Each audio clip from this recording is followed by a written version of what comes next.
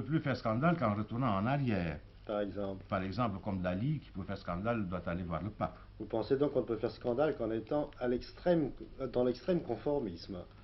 Oui, et encore. Mais à cette époque-là, en 1920, à votre arrivée, vous rencontrez des gens comme Éluard, Aragon, Ah oui, Breton. ils étaient tous mes amis, mes grands amis. Breton, Aragon et Soupeau avaient déjà collaboré dans la revue Dada en 1910, dès 1918. Et à ce moment-là, alors ils sont tous dans le mouvement Dada. Ah oui, ainsi que Picabia, Ribon d'Essaigne et quelques autres. Alors ensuite se crée le mouvement surréaliste avec quelques-uns de vos amis. Non, il faut tout de même retourner en arrière, puisque la revue littérature, qui était dirigée par Breton, Soupeau et Aragon, dès 1919, était l'organe de Dada à Paris. Oui.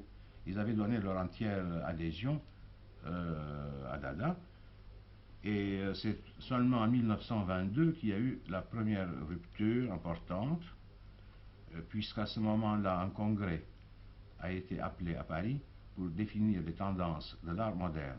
Or, Dada ne se considérait pas comme un mouvement moderne, et Breton et Aragon étaient les seuls défenseurs de ce congrès contre lequel s'étaient dressés Éluard, Benjamin Péret, Ribon d'Essaigne, Soupeau,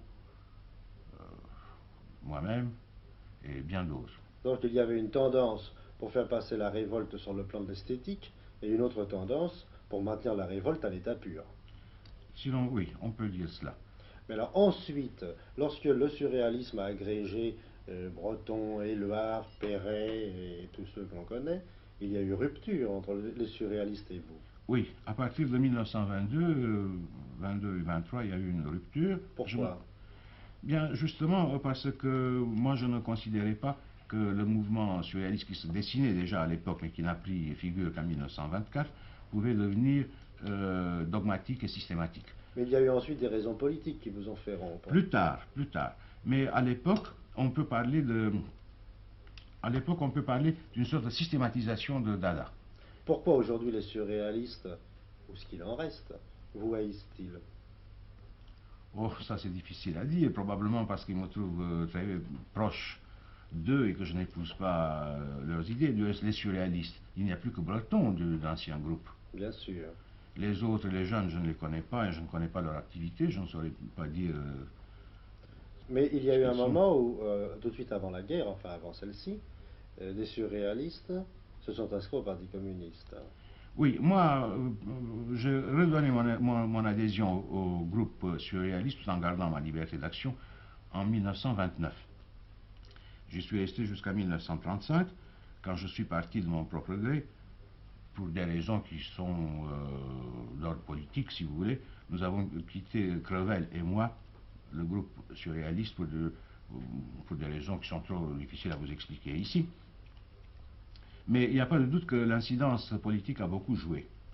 C'était l'époque où on a fondé l'AEAR, l'Association des artistes et écrivains révolutionnaires, et il faut dire que ça a été une époque extrêmement vivante, très mouvementée, car pour la première fois, des écrivains et des artistes sont intéressés, sont occupés à fond des problèmes politiques et des problèmes d'actualité. Oui, c'était déjà l'engagement.